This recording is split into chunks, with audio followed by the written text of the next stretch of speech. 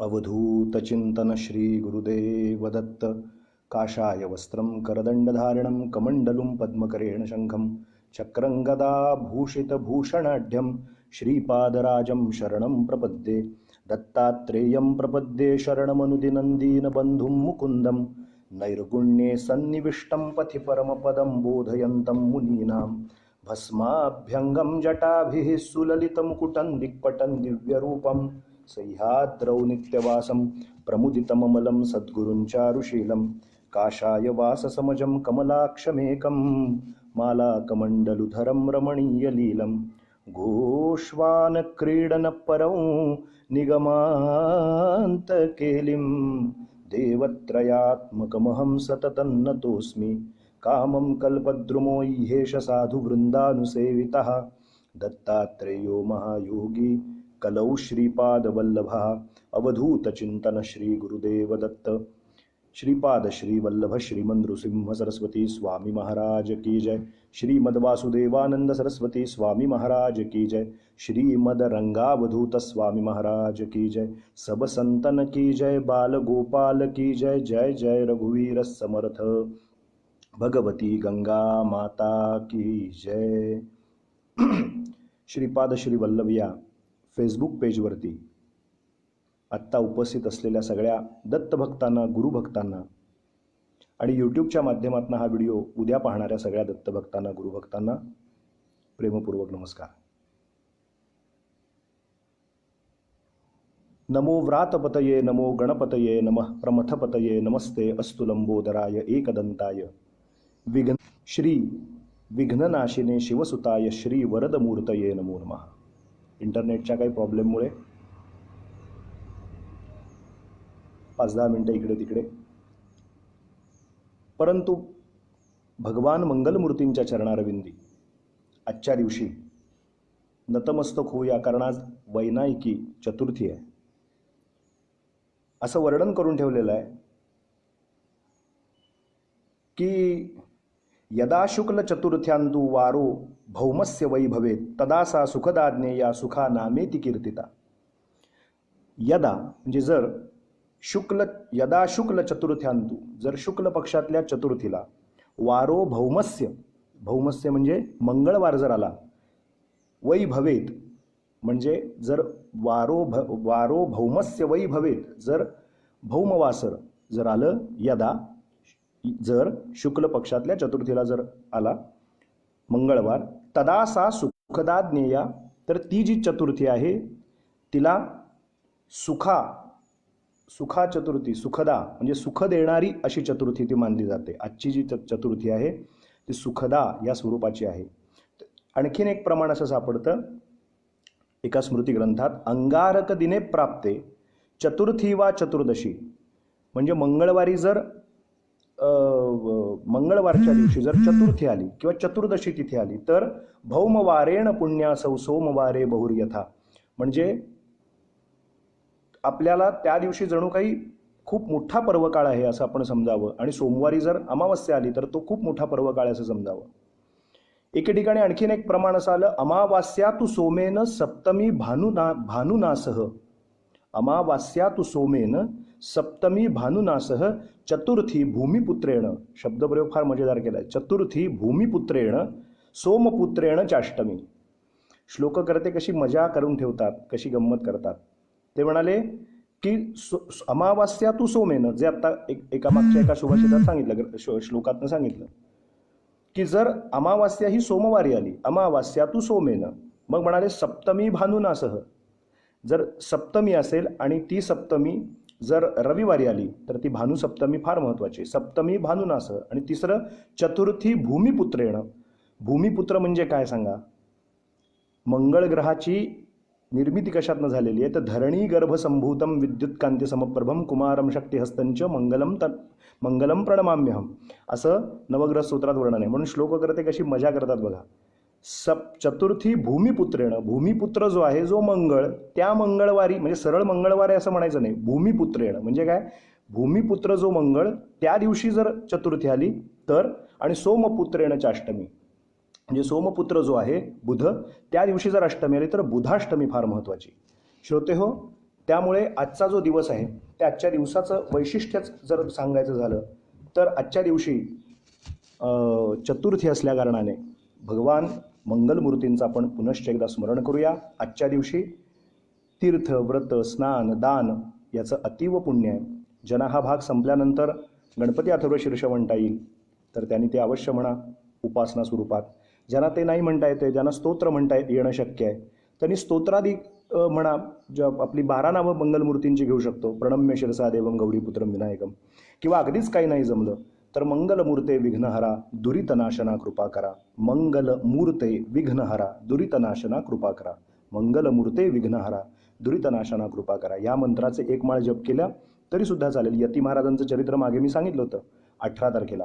तर त्या 18 एप्रिलच्या बहुतेक भागामध्ये यती महाराजांचं चरित्र आपल्या पुढे ठेवलं होतं. त्या यती महाराजांनी केलेला हा जो मंगलमूर्तींचा मंत्र आहे तोही आपण जपू शकता. त्यामुळे आज वैनायकी चतुर्थी आहे. भगवान मंगलमूर्तींचं आजच्या भागाच्या सुरुवातीला स्मरण केलं. आता मी तुम्हाला 17व्या शतकातल्या एका सत्पुरुषाची गोष्ट सांगणार आहे. वेळ हातात कमी आहे, त्या वेळेचा सदुपयोग करायचा. जास्तीत जास्त आपल्यापुढे श्रवणाद्वारे मिळावं ही शुद्ध कामना. त्यामुळे अधिकाधिक लोकांपर्यंत आपण चालू असताना लाईव्हमध्ये सुद्धा शेअर केलं तरी चालणार आहे. आपण आपापल्या वॉलवरती सुद्धा शेअर केलं तरी चालणार आहे. अगदी बिनदिक्कतपणे हे जास्तीत जास्त लोकांपर्यंत पोचावं. तर इसवी सन 1573ला एक सत्पुरुष जन्माला आला. या सत्पुरुषाला मराठी शारदेचा जणू हा कालिदास होता असं म्हटलं गेलं आहे.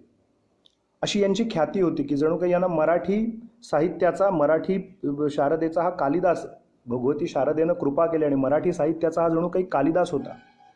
किती मोठा शब्द आहे हा, मराठी साहित्यातला कालिदास. हे सामान्य काम नाही आहे. कुरुंदवाड नावाचं जे गाव आहे आमच्या नरसोबावाडीच्या पुढे, त्या कुरुंदवाड या गावाच्या पुढे थोड्या अंतरावरती गेलं इचलकरंजीकडे जाताना तिथे वाटेत तेरवाड नावाचं एक गाव लागतं. या भागात सगळी अशी गावं आहेत, तेरवाड, हेरवाड, गौरवाड, कुरुंदवाड.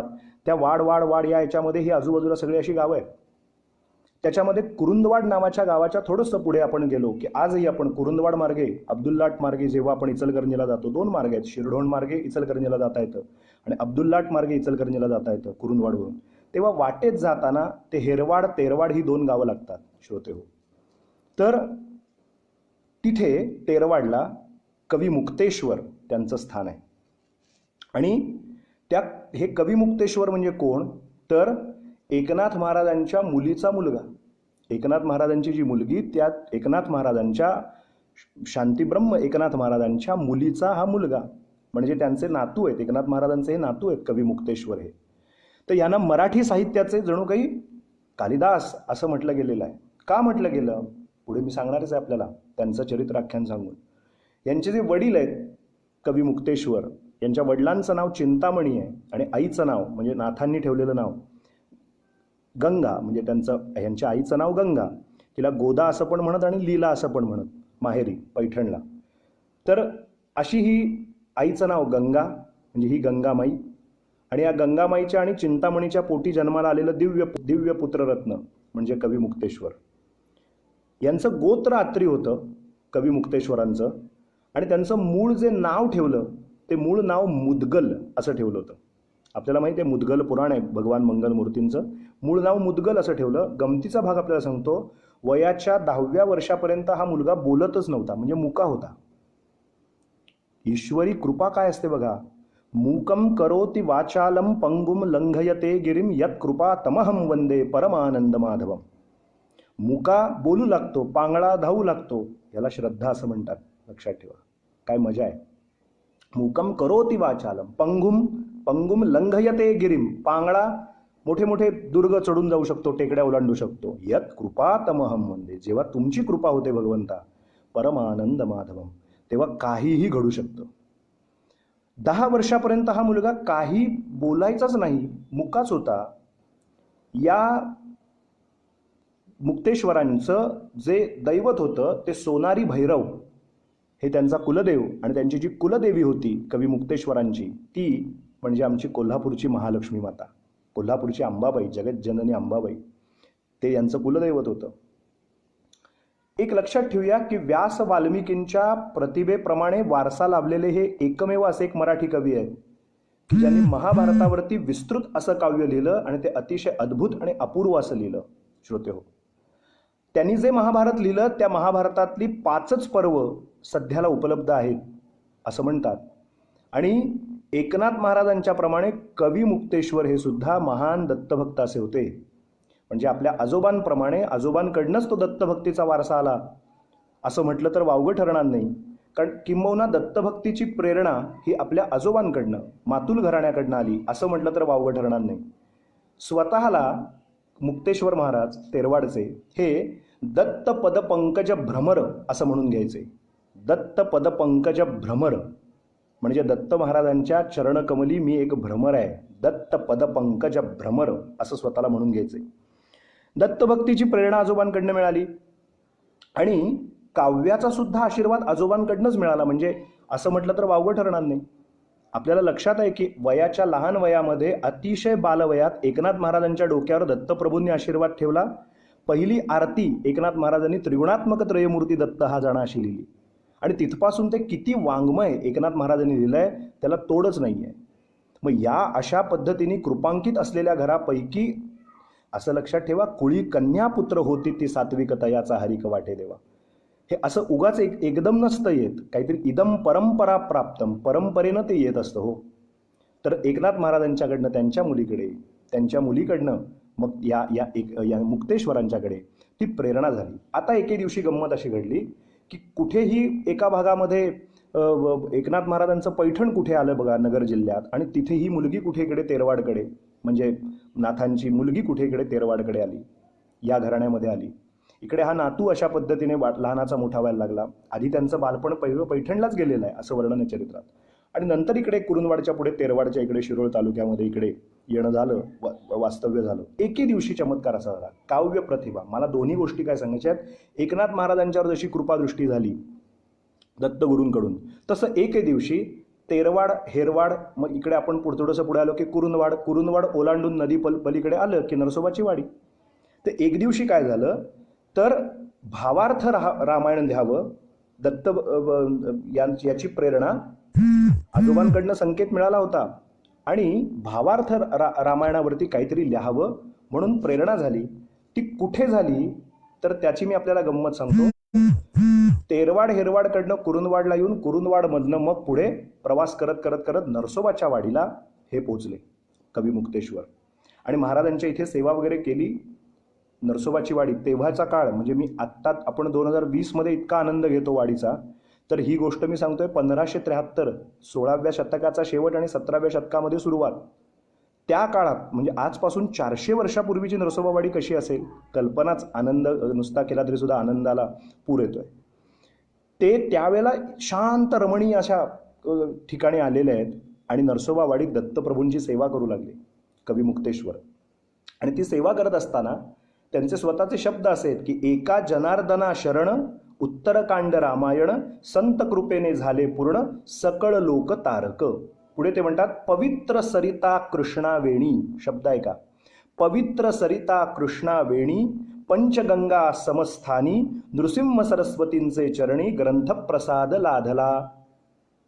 पुढे म्हणतात तेथ झाली देववाणी, ग्रंथ पावावा प्रतिष्ठानी, एकनाथाची ये सदनी विस्तारिल जनमुखे. काय सुंदर वर्णन आहे पहा. म्हणजे नरसोबाच्या वाडीला दत्तप्रभूंच्या चरणाची सेवा केल्याच्या नंतर त्या ठिकाणी भावार्थ रामायणावरती पुढे काहीतरी भावार्थ रामायणाचा उत्तरकांड लिहावा अशी प्रेरणा भगवान नृसिंह सरस्वतींनी कवी मुक्तेश्वरांना दिली. तो ग्रंथ तिथे परिपूर्ण केला गेला. ते काय म्हणतात पहा, पवित्र सरिता कृष्णा वेणी, पंचगंगा समस्थानी, नृसिंह सरस्वतींचे चरणी ग्रंथप्रसाद लाधला. आणि मग तेथ झाली देववाणी, ग्रंथ पावावा प्रतिष्ठानी, याविषयीचा ग्रंथ प्रतिष्ठानी म्हणजे पैठणला मिळवावा, एकनाथाची ये सदनी विस्तारेल जनमुखे. ते एवढी गुरुकृपा पाठीशी असावी लागते, परंपरेचं बळ पाठीशी असावं लागतं. श्रोते हो, हे जे मुक्तेश्वर आहेत यांच्याकडे शिवदत्ताची उपासना आहे. शिवदत्ताची उपासना होती. म्हणजे मध्यभागी शिव. शिवदत्त याचा अर्थ काय? आपण नेहमी ब्रह्मा विष्णू महेश मूर्ती बघतो. यातलं जे मधलं तत्व आहे, मध्ये भगवान महादेव आणि वरती शिरीजटेत गंगा आहे, असं काही काही मूर्त्या अशा काही काही ठिकाणी शिवदत्त, त्याला शिवदत्त असं म्हणतात. या शिवदत्ताची उपासना होती. लीला विश्वंभर देवांचे जे 16 अवतार आहेत की नाही दत्तप्रभूंचे, त्या 16 अवतारापैकी लीला विश्वंभर अवताराचे हे उपासक हे घराणं होतं यांचं मुक्तेश्वरांचं. आमच्या नरसोबावाडीचा घाट एकनाथ महाराजांनी बांधून दिलाय असं इतिहासात वर्णन आहे. म्हणजे इकडे मुलीकडे बघायला भेटायला आल्यानंतर नाथांचा अधिकारच वेगळा होता, लक्षात घ्या. हा घाट एकनाथ महाराजांनी वाडीचा बांधून दिला असं सुद्धा जुनी पिढ्यानी पिढ्या लोक सांगत आलेली आहेत. हा सगळा इतिहास म्हणजे याचा अर्थ ह्या सगळ्या संत सत्पुरुषांची एक वेगवेगळ्या ठिकाणी सतत संचरण चालू असायचं, फिरती चालू असायची. म्हणजे एकनाथांचे पाय नरसोबाच्या वाडीला सुद्धा लागलेले आहेत असं म्हणलं तर वावगं ठरणार नाही. तर अशा पद्धतीने एकनाथ महाराजांच्या परंपरेतले हे थोर, त्यांचे नातू पण अधिकारानं संपन्न असलेले, घरात दत्तभक्ती, लीला विश्वंभर उपासना, आणि हे नातू त्यांच्या तेरवाड या गावामध्ये दत्ताचं मंदिर आहे आणि त्यात त्यांच्या पूजेतल्या ज्या दत्तपादुका आहेत त्या आजही तिथे आहेत.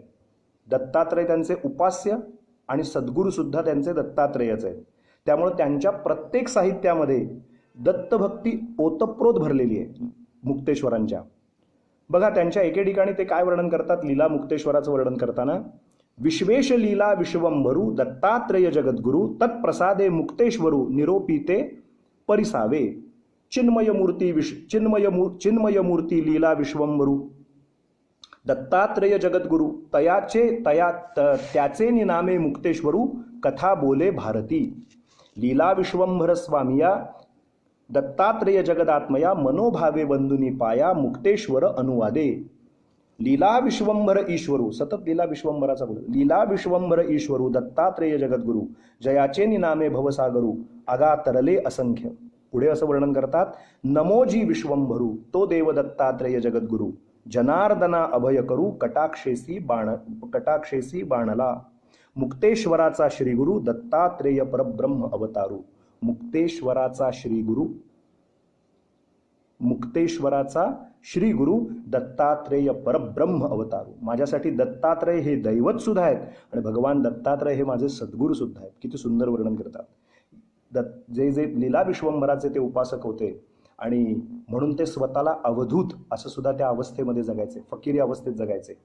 आणि त्याचं वर्णन करताना, शिवदत्त स्वरूप मूर्तीचं वर्णन करताना म्हणतात, का नाभिपादात कमळासनू मध्यकंठात रमारमणू स्कंधावरतू त्रिलोचनू अंगत्रयी जो एकू. मुक्तेश्वरांना दत्त हे शिवस्वरूपी दत्त भासले अशी अनेक वर्णनं त्यांच्या ठिकाणी आली. सज्जन हो, तुम्ही म्हणाल बुवा श्रद्धा हा विषय मूळचा चालू असताना आज तुम्ही हा सगळा विषय का सांगितला किंवा आज सगळं याविषयी का बोलताय? तर याचं कारण श्रोते हो असं आहे की 1646 इसवी सन 1573 यांचा जन्म झाला, पण 1646 भाद्रपद शुक्ल चतुर्थी त्या दिवशी त्यांची पुण्यतिथी असते कवी मुक्तेश्वरांची. म्हणून आजच्या दिवशी भाद्रपद शुक्ल चतुर्थीच्या दिवशी आमच्याच नरसोबावाडीच्या जवळ असलेल्या भगवान दत्तात्रेयांच्या कृपेनं परिप्लुत असं जीवन जगलेल्या स्वनामधन्य असलेल्या भगवान दत्तप्रभूंच्या परंपरेतले एकनाथ महाराजांचे हे नातू कवी मुक्तेश्वर. आणखीन एक सांगतो, भगवती महालक्ष्मी माता, त्या महालक्ष्मी मातेची जी आरती लिहिलेली आहे, जी महालक्ष्मी मंदिरात पण म्हटली जाते, कारण ती कुलदेवी आहे कवी मुक्तेश्वरांची. त्यामुळे कवी मुक्तेश्वरांनी महालक्ष्मीची जी आरती लिहिलेली आहे, जय देवी जय देवी जय महालक्ष्मी, ती कवी मुक्तेश्वरांनी केलेली आरती हे लक्षात घ्या. त्यामुळे महालक्ष्मीच्या आरतीपासून ते खूप मोठं साहित्य यांनी लिहिलं. म्हणून यांना मराठी भाषेतले कालिदास असं म्हटलं गेलेलं आहे. पुष्कळ यांचं काव्यसंपदा आहे. काही काही पुरामध्ये निघून गेली, वाहून गेली त्या काळाच्या याच्याप्रमाणे, आणि आता कालौघामध्ये खूपच मिळणं कठीण आहे. परंतु आपण जर कधी नरसोबावाडीला आलात तर वाटेत इचलकरंजी मार्गे कोल्हापूरला जाताना वाटेत तेरवाडला दत्त मंदिरात छोटीशी आता जागा आहे, एके ठिकाणी मंदिर आहे. जर कधी जमलं तर अवश्य कवी मुक्तेश्वरांच्या चरणी वंदन करा, दत्तपादुकांचं दर्शन घेऊन दत्तमूर्तीला वंदन करून पुढे जाण्याचा संकल्प करा. जसं आपण फार तर पुढे, जसं आता अलीकडे आमचं हे बघायला तुम्ही येता 18 किलोमीटरवरती वाडीपासून महादेवाचं जे ठिकाण आहे काय त्याला नाव म्हणतात, कोपिनेश्वर, काय, माफ करा एकदम तोंडात येत नाही आहे, खिद्रापूरचं ठिकाण जसं आपण बघायला जाता तसं खिद्रापूरचं ठिकाण बघायला जाता जाता वाटेत आपण तेरवाडकडे सुद्धा आवर्जून कवी मुक्तेश्वरांचं वंदन करायला अवश्य जाऊया. आजच्या दिवशी भगवान मुक्तेश्वरांचं, भगवान दत्तात्रेयांचे परमभक्त, लीला विश्वंभर देवतेचे परमभक्त असलेले कवी मुक्तेश्वर एकनाथांचे नातू, त्यांची आज पुण्यतिथी आहे. त्यांच्या चरणी अनन्य वंदन करून आजच्या चतुर्थीच्या दिवशी त्यांचं स्मरण करूया मुक्तेश्वरांचं आणि आजच्या दिवशी पुढे जाऊया. आता आपला जो चालू विषय आहे त्याविषयी थोडंसं बोलूया. आपण श्रद्धा या विषयावरती काल चर्चा पाहिली, त्याच्या आधी धर्म हा विषय आपण पाहिला. धर्म हा विषय पाहिल्याच्या नंतर आपण कालच्या भागाची सांगता करताना एक विषय आपल्या पुढे ठेवला होता की ख्रिश्चन, अमुक तमुक, हिंदू, हे सगळं जे बोलणं आहे हे धर्म या स्वरूपातलं अतिशय स्थूलातलं बोलणं आहे. याच्यानंतर आपण पाहिलं की मातृधर्म, पितृधर्म, पुत्रधर्म, शेजार धर्म, मानवता धर्म इत्यादी इत्यादी धर्माचं वेगवेगळं वर्णन आहे. त्यानंतर एक स्वधर्म आपण पाहिला. त्या स्वधर्माचं वर्णन करताना आपल्यापुढे अशी व्याख्या ठेवली होती, कारण आधी धर्म मान्य झाला तर पाप आणि पुण्य या संकल्पना पुढे येतील, लक्षात घ्या. कारण धर्मच मान्य झाला नाही, एक म्हणजे एकदा जर मान्य केलं की बाहेर जे, एक फॉर एक्झाम्पल सांगायचं झालं तर बाहेर जे शासनाने प्रशासनाने उभे केलेले जे पोलीस आहेत त्यांची जर मला भीतीच वाटली नाही, भीती याचा अर्थ लक्षात घ्या, दडपणं या अर्थाने भीती नाही, एक शासक आहेत ते, मी जर चुकलो तर मला चोपण्याचा अधिकार, मला मारण्याचा अधिकार त्यांना दिलेला आहे कोणीतरी, हे जर मला कळलं नाही किंवा त्यांच्याविषयी आदरयुक्त भीती मला राहिली नाही शासन म्हणून, उद्या एखाद्या प्रशासकीय अधिकाऱ्याने, हे कुठे चाललास तू, इकडे जायचं नाही, हे करायचं नाही, अमकं करा, अमकं कर, अमकं करू नको. आज जेव्हा दिल्लीतून एक माणूस येऊन उठून बोलतो की आता आपण देश लॉकडाऊन करू, आपण हे इतके 2 महिने का ऐकतोय, याचं कारण ती व्यक्ती किंवा तो पक्ष किंवा काही महत्त्वाचं नसून आपण एक प्रशासकीय यंत्रणा मान्य केलेली आहे की हे आपल्या हिताचं आहे, असं कोणीतरी शासन करता म्हणून कोणीतरी सांगतंय. जर मी चुकलो तर शासक म्हणून माझ्यावरती कोणीतरी शासन करणार आहे, ते सगळं कंडक्ट करणारं कोणतरी आहे, प्रशासन म्हणून एक प्रकार आहे. म्हणजे हे जर आपण मान्य करतो, जर हे मान्यच केलं नाही तर मग बाहेर फिरायला सगळेच जण मोकळे. हे जसं आहे तसं धर्म नावाची एक संकल्पना जर मान्य केली नाही, धारणा जर या विषयीची आपली पक्की झाली नाही, ती जर मान्यच केली नाही तर पाप पुण्याच्या संकल्पनाच आपल्याला पचनी पडणार नाही.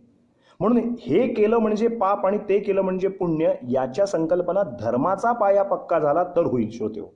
म्हणून जो चालू आपला जो विषय आहे त्याच्यामध्ये बोलत असताना काल मी आपल्याला श्रद्धा हा विषय सांगितला की विश्वास हा इतका अतूट पाहिजे. त्याच्यासाठी मी प्रमाण आपल्या पुढे ठेवलं होतं की नामदेव महाराजांचं प्रमाण ठेवलं होतं, निष्ठावंत भाव भक्तांचा स्वधर्म, निष्ठावंत भाव भक्तांचा स्वधर्म, की अतिशय निष्ठा पाहिजे आपल्या इष्ट देवतेप्रती, आपल्या ज्या साध्याप्रती आपली अतिशय श्रद्धा पाहिजे. आणि ती श्रद्धामयोयम पुरुष, काल सांगितलं श्रद्धावान लभते ज्ञानम तत्पर संयतेंद्रिय, श्रद्धेशिवाय तुम्हाला काहीच मिळू शकत नाही श्रोते आयुष्यात. म्हणून काल बोलत असताना 7 जागा गुरुचरित्रकारांनी सांगितलेल्या आपल्यापुढे आपण त्याची चर्चा केली. आणि तेव्हा सांगताना मी असं म्हणालो होतो की मंत्रे तीर्थे द्विजे देवे दैवज्ञे भेषजे गुरव यादृशीम भावना यस्य सिद्धिर्भवती तादृशी.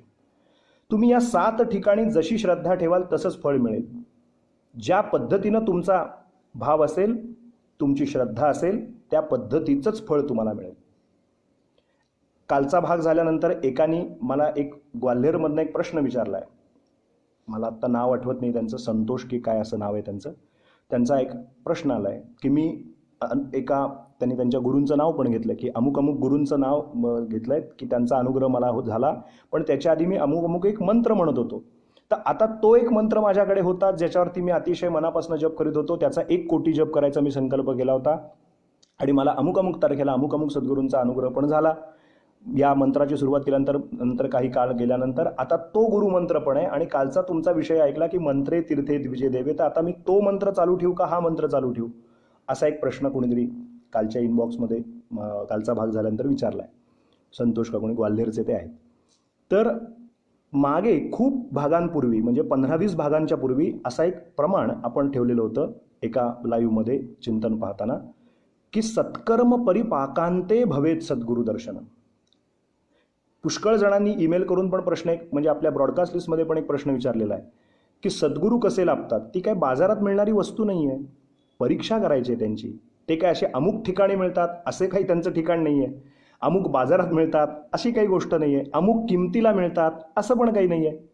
मग सद्गुरू कसे लाभतात, तर एक तर आपलं पूर्व प्राक्तन असेल, तर वंश परंपरागत चालत आलं असेल तर गुरु परंपरा ही अशी चालत येते वडिलांना आजोबांना. मग तिथून आपल्या घराण्यात जसं आता आपण मुक्तेश्वरांचं चरित्र पाहिलं की एक तर परंपरेनं प्राप्त होतं. इदम परंपरा प्राप्तम, त्या परंपरेनं तरी प्राप्त होतं. अन्यथा जर आयुष्यात देहधारी सद्गुरू जर नसतील तर मी तो विषय सांगताना त्रोटक का होईना पण बोललो होतो की इतकं सत्कर्म करावं, पुण्यमार्ग पोटी धरी सत्संगाची वांछा धरी.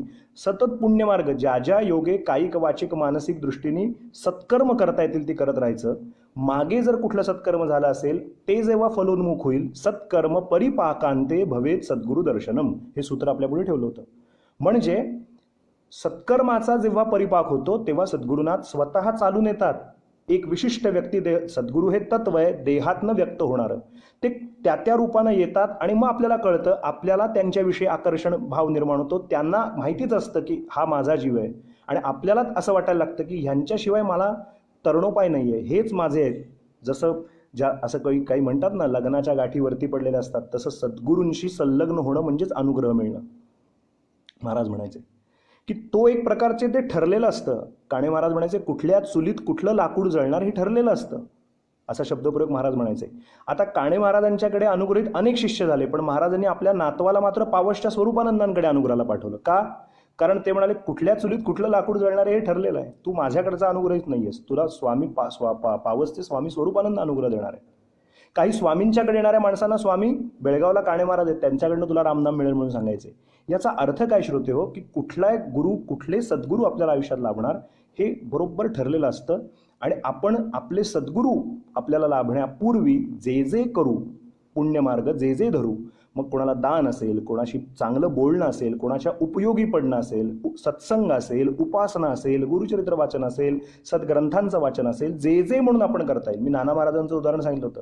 7 पारायणं सतत सलग केली आणि मग 7व्या पारायणाला टेंबेस्वामी पाटावरती प्रगट झाले. आपल्याला हे उदाहरण आठवत असेल जर 20, 25, 30 भागापूर्वी बोललो होतो. तसं येन केन प्रकारेनं माझे सद्गुरू जे कोण आहेत ते मला मिळावेत, या देहाचे या जन्मातले सद्गुरू माझे जे कोण आहेत ते मला मिळावेत म्हणून सत्संगाची इच्छा करावी. आणि ते करता करता जेव्हा सद्गुरू आले, याचा अर्थ असा की पूर्वी जो तुम्ही जप केला त्या जपाचा परिणाम सद्गुरू मिळाले. आता सद्गुरूंनी जो तुमच्या तरणोपायासाठी मंत्र दिला तो मंत्र त्याच्यावरती अतिशय निष्ठा करायची, निष्ठा ठेवून तो जप करायचा. परंतु पूर्वीचा जो जपाच्या संख्येतला जर काही शिल्लक राहिला असेल, जर काही शिल्लक राहिला असेल तर तो पूर्ण संकल्प पूर्ण करायला काहीच हरकत नाही. परंतु सद्गुरूंनी दिलेली जी अनुज्ञा आहे ती अतिशय नम्रपणे आपण पाळावी. एवढं आपल्या पुढे ठेवलं, माझ्या अल्पमतीने ठेवलं. आपल्याला पूर्णांशाने मी हे सांगतोय असं नाही, परंतु जे मला वाटलं ते आपल्या पुढे ठेवलं. म्हणून मंत्रे तीर्थे द्विजे देवे दैवज्ञे भेषजे गुरऊ, 7 जागा अशा आहेत की जिथे श्रद्धा ही ठेवावीच लागते. आता तीर्थावरती श्रद्धा, मंत्राचं झालं. तीर्थावरती जेव्हा श्रद्धा ठेवायची, मी अगदी सुरुवातीला गंगा दशहऱ्याच्या सुरुवातीच्या पहिल्या दिवशी बोललो होतो बघा, की आपण भारतीय लोक वेगळेच आहोत. आपली संस्कृतीच खूप उच्च पातळीची आहे. ती H2O वॉटर म्हणून नाही पाण्याला मान्य करत. आपण गंगेला गंगा मैया म्हणतो, आई म्हणतो. कृष्णेला कृष्णा माई म्हणतो. नर्मदेला नर्मदा मैया म्हणतो. आजही अशा अनेक गोष्टी घडतात नदीच्या किनाऱ्यावरती जे H2O म्हणून मान्य केल्यानंतर मिळणार नाही श्रोते हो. ते सगळं दान भगवती गंगेच्या, कृष्णेच्या, नर्मदेच्या प्रत्येक नदीच्या ठिकाणी, तीर्थाच्या ठिकाणी श्रद्धाभाव ठेवल्यानंतर आपल्याला प्राप्त होतं. आजही नर्मदा परिक्रमा करणाऱ्यांना दुपारी 2 वेळेला अजिबात ती भूक ठेवत नाही. त्याच्या इतकंच नाही, त्याच्या मनात जी इच्छा होईल, अगदी नर्मदा परिक्रमेत पंचपक्वान्न खायची इच्छा झाली तरी कोणाला तरी बुद्धी देऊन ती नर्मदा मैया त्याला जेवायला पूर्ण करते.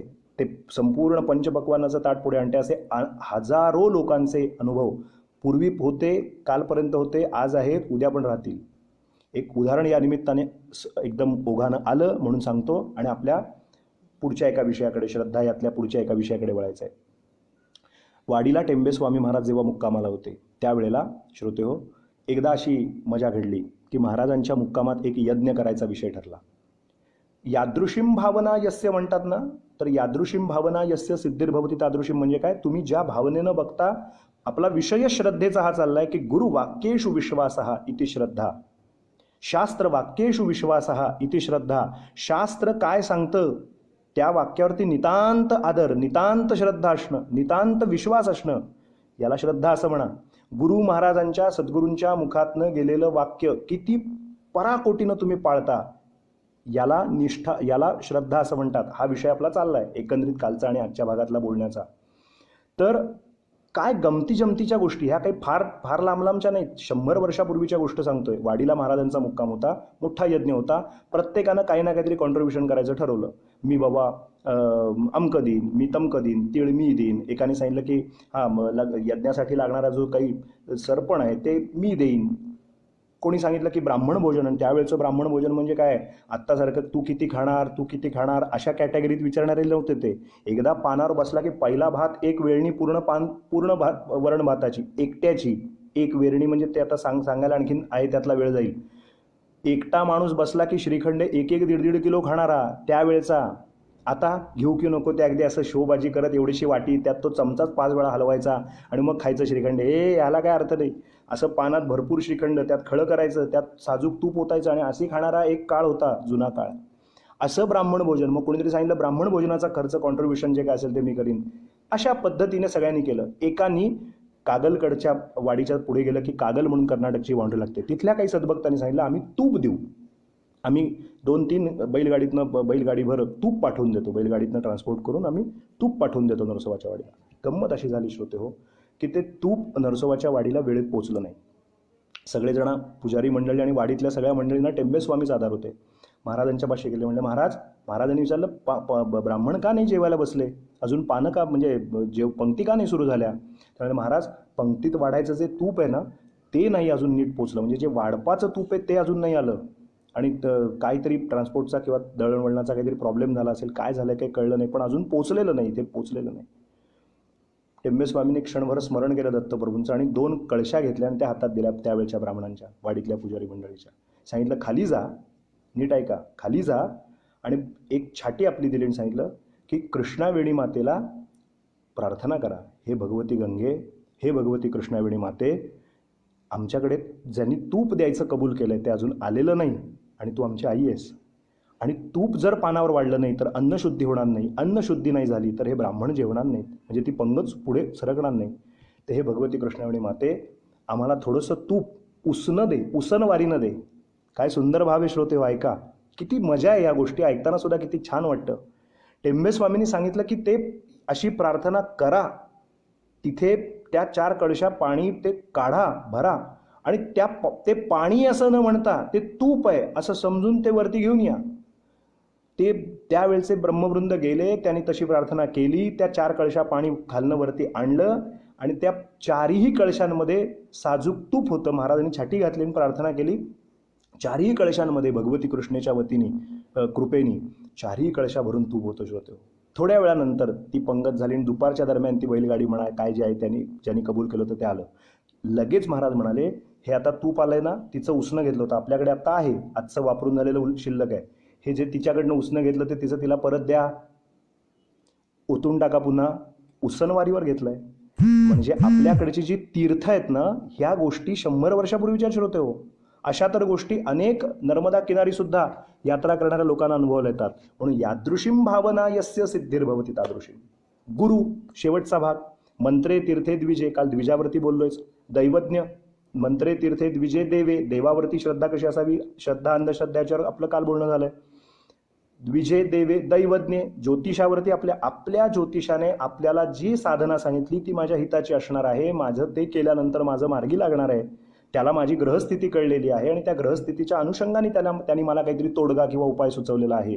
याच्यावर माझी जोपर्यंत नितांत श्रद्धा बसणार नाही तोपर्यंत मला अपेक्षित फळ मुळीच मिळणार नाही. म्हणून दैव जाणणाऱ्या ज्योतिषाच्या वरती नितांत श्रद्धा असलीच पाहिजे.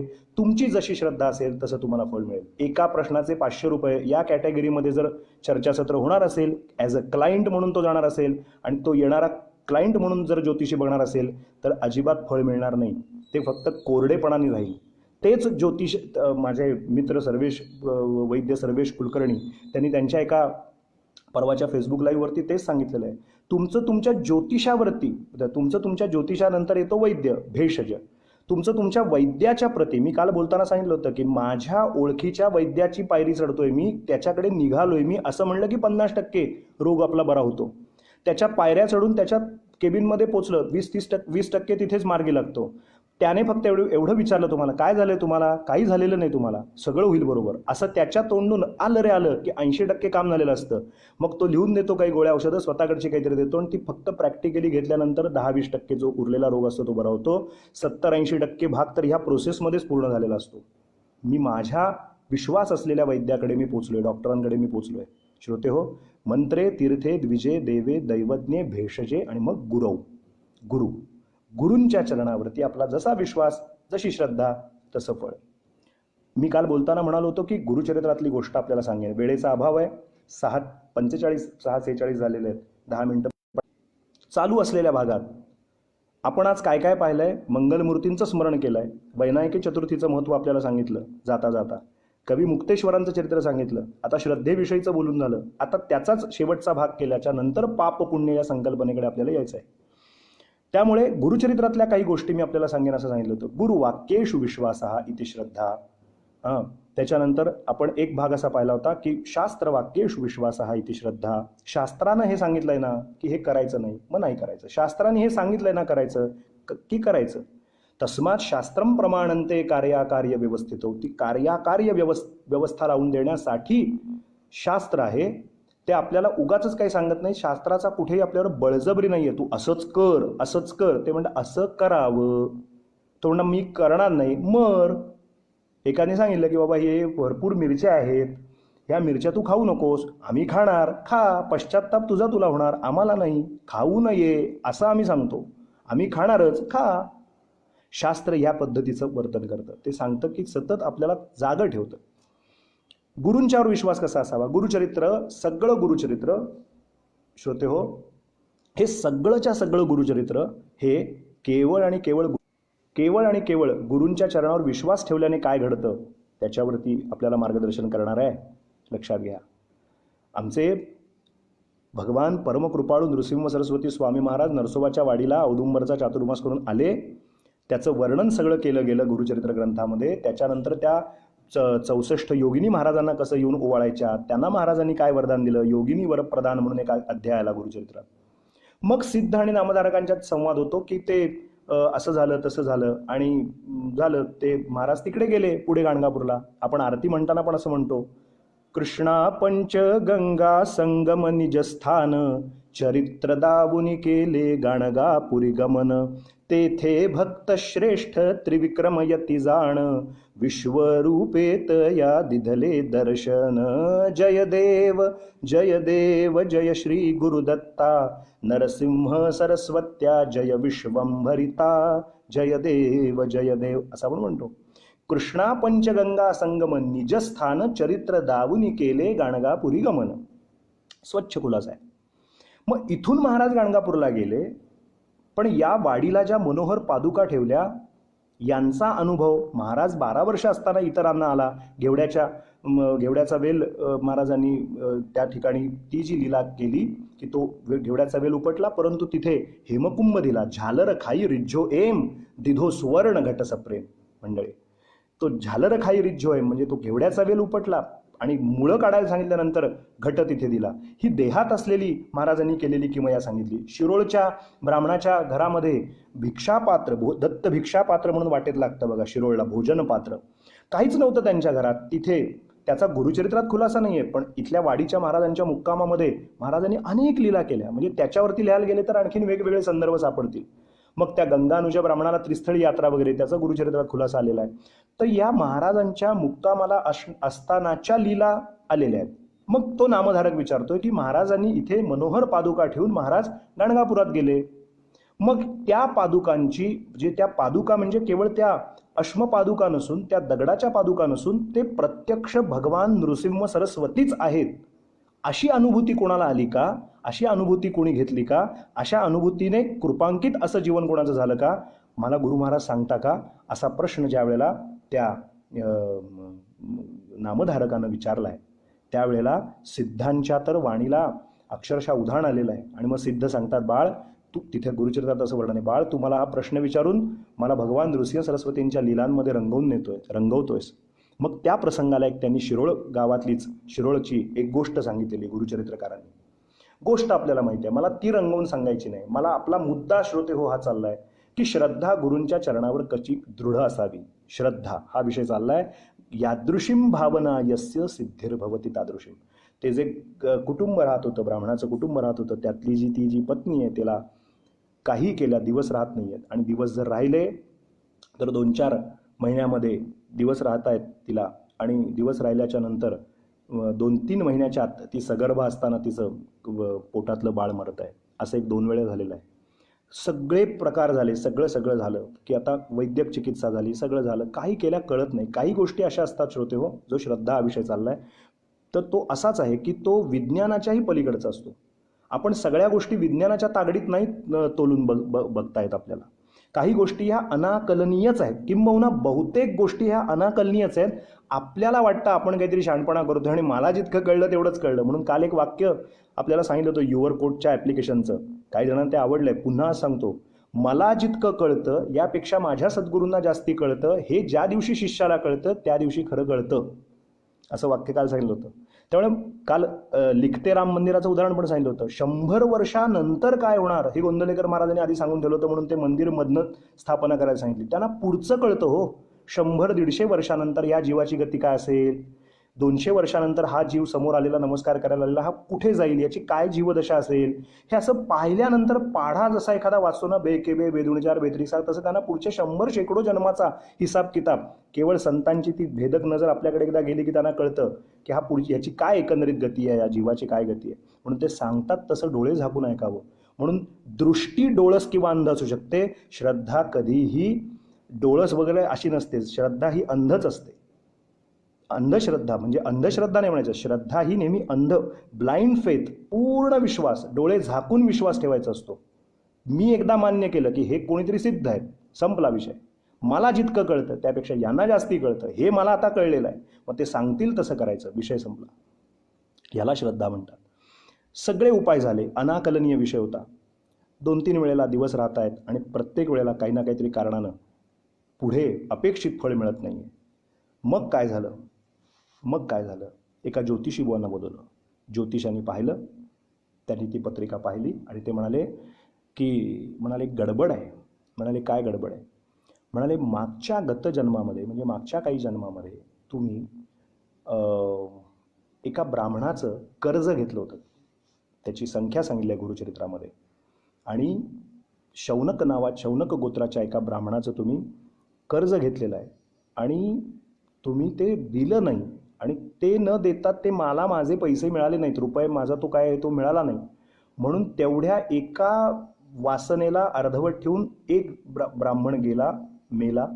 तो मेल्यानंतर ब्रह्मसंबंध झाला, माझे पैसे मिळाले नाहीत म्हणून तो तडफडतोय. इतकं किती ऋणाला महत्त्व आहे पहा. म्हणून ते ऋण जिथल्या तिथं द्यावं, ज्याचं त्याचं मोकळं करावं, कोणाचं ठेवून घेऊ नये. ते यासाठी न जाणू कोणी जर कुठला जर काही जीव असा अडकला, माझा अजून यायचा आहे म्हणून, तर काय काय गोष्टी घडतात गुरुचरित्रकार सांगतात की तो जो हे होता तो ब्राह्मण तेवढी वासना ठेवून मेला आणि ब्रह्मसंबंध झाला आणि तो तुम्हाला संतती होऊ देत नाही आहे. मग ते म्हणाले आता याच्यावर उपाय काय? ते म्हणाले या ब्राह्मणाच्या गोत्राचा आत्ता जर इथे कोणी ब्राह्मण असेल शिरोळमध्ये तर त्या ब्राह्मणाला तुम्ही दक्षिणा द्या आणि त्याचं स्मरण करा, बाबा रे तुझं मागच्या जन्मांतरी द्यायचं राहिलं हे आत्ता देते असं म्हणा. तो प्रसन्न झाला, त्याची ती वासना मोकळी झाली की तो मार्गाला लागेल आणि तुमचा मार्ग मोकळा होईल. हा एक पर्याय. अन्यथा इथून थोड्या अंतराने पुढे गेल्याच्या नंतर भगवान नृसिंह सरस्वतींच्या दिव्य चरण पादुका आहेत. ते भगवान दत्तात्रेय आहेत, ते काहीही देऊ शकतात. दत्त म्हणजे देतात. तुम्ही त्यांचा आश्रय करा, त्यांची मनोभावे सेवा करा आणि त्यांनी जर कृपाशीर्वाद केला आलेली आपदा दूर होईल. ती बाई असं म्हणते की माझ्या 2 पर्यायांपैकी पहिला पर्याय तर मी धनिक नाहीच आहे, मी पैसे देऊन तर त्या गोत्राच्या ब्राह्मणाला देऊच शकत नाही. दुसरा पर्याय म्हणाली माझ्यासाठी करण्यासारखा आहे. परवा एका श्रोत्यांनी 4-5 दिवसापूर्वी सांगितलं होतं की बुवा शिरोळची गोष्ट सांगा. योगायोगानं हा विषय आला म्हणून सगळ्यांची इच्छा पूर्ण करायची म्हणून जाता जाता हा मुद्दाहून हीच कथा आज निवडलेली आहे. ते ज्यांचं कोणाचं नाव आहे ते इतक्या कमेंट्स येतात की माझ्या लक्षात नाही, पण कोणीतरी विचारलं होतं की 18व्या अध्याय त्या शिरोळची गोष्ट आवर्जून सांगा म्हणून. जे कोणी म्हटलं असेल ते जर आता ऐकत असतील तर तुम्ही सुचवलं होतं, तुमच्या निमित्ताने श्रद्धा हा विषय बोलताना मुद्दाहून आज ही गोष्ट घेतली आहे. ती बाई तिथे येते सपत्नी, ती आपल्या पतीसह सकुटुंब सपरिवार ती इथे येते. 700 वर्षापूर्वी नदीत स्नान करते, भगवान दत्तात्रेयांच्या चरणांची सेवा करते, औदुंबराची उपासना करते, 3 रात्री तिथे राहते आणि महाराजांच्या पुढे गाराणं घालते की असा असा कोणी ब्रह्मसंबंध त्रास देतोय आणि त्याच्यामुळे मला ही संतती होईन अशी झाली आहे. आता आपण कृपादृष्टी करा महाराज. त्या गोत्राच्या ब्राह्मणाला तर मी द्रव्य देऊ शकत नाही, पण माझी ही पीडा आपण दूर करा. मग पादुका रूपानं, पादुका नसून त्या प्रत्यक्ष भगवान नृसिंह सरस्वती प्रसन्न झाले आणि त्या स्त्रीला ती पुन्हा सगर्भा झाली, तिला दिवस राहिले आणि नुसते दिवस राहिले नाहीत श्रोते हो, तिला संतती पण झाली, तो मुलगा मोठा पण झाला. गुरुचरित्राची गंमत इथे आहे, लक्षात घ्या.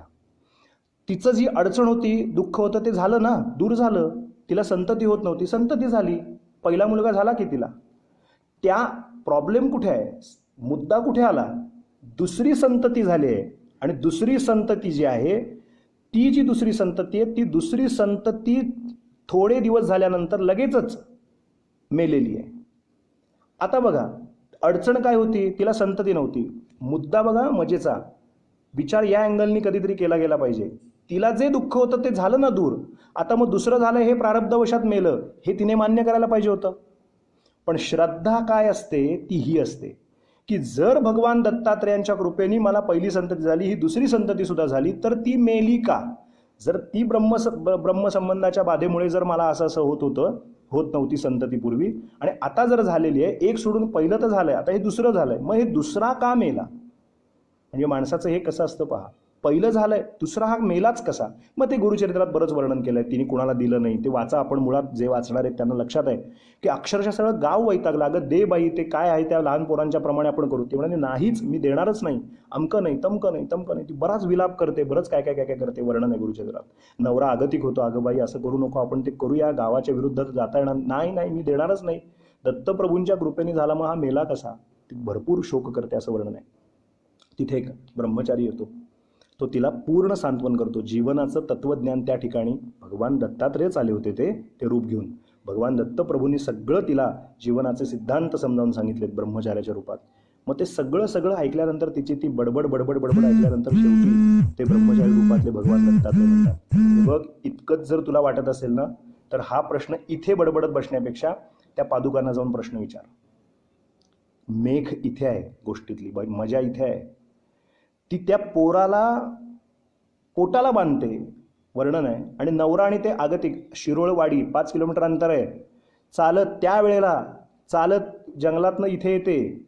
आणि ज्या पादुकांच्या कृपेमुळे मला संतती झाली श्रोते हो, नुसतं करुणात्रिपदी आळवायची नाही, त्या करुणात्रिपदीतल्या गोष्टी लक्षात घेऊन ते पद म्हणताना तिथे अटॅचमेंट झाली पाहिजे. त्या गोष्टीचं क्लिक केल्यानंतर जशी ती एखादी फोल्डरमध्ये एखाद्या विषयाला क्लिक केल्यानंतर तो सगळा तो व्हिडिओ ओपन होतो, तसं ते पद म्हणत असताना आपल्याला ती संपूर्ण गोष्टीशी आपलं चित्तवृत्ती तादात्म्य झाली पाहिजे.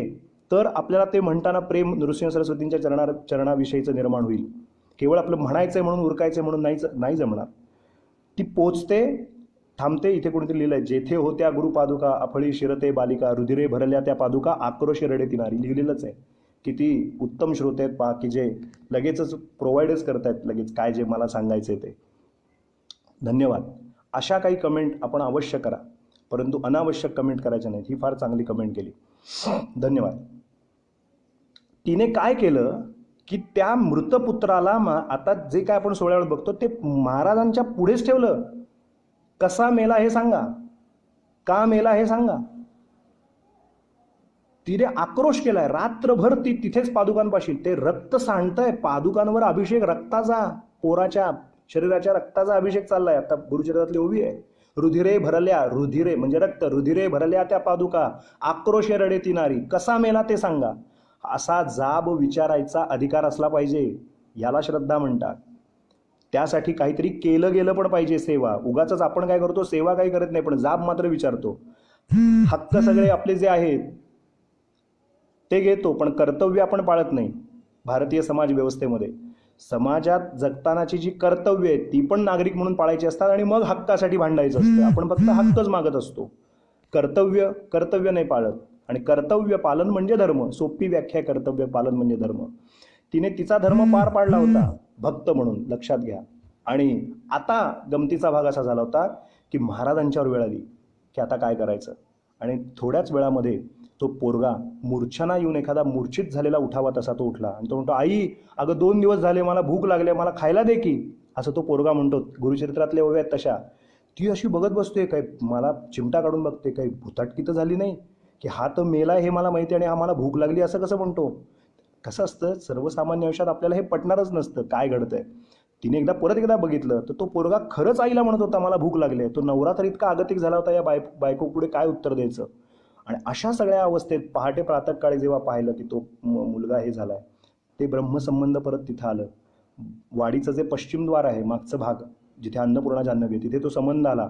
आणि महाराजांनी मोठे डोळे वटारून त्याला सांगितलं, माझ्या भक्ताच्या जर मध्ये परत आलास तर याद राख.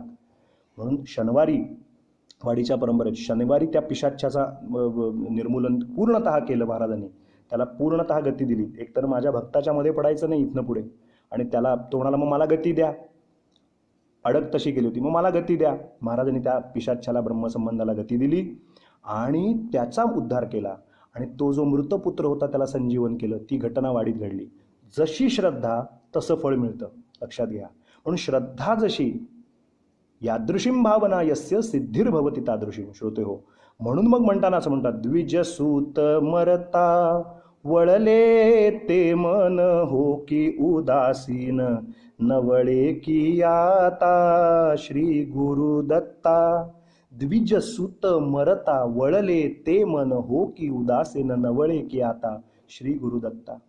त्या पुत्राला, मृतपुत्र संजीवन झाल्यानंतर पुन्हा आराधना केली आहे, पुन्हा महाराजांची उपासना केली आहे आणि मग ती शिरोळला गेली, अशी ती धन्य झाली, असं सिद्ध नामधारकाला सांगतात. आता अशा अनेक गोष्टी आहेत. तुम्ही पहा, शेतकऱ्याची गोष्ट पहा. गुरु वाक्येषु विश्वासः. अक्षरशः त्या ओव्या वाचायला लागल्या की ढसा ढसा ढसा डोळ्यातनं पाणी आल्याशिवाय राहत नाही, कंठ सद्गतीत होतो.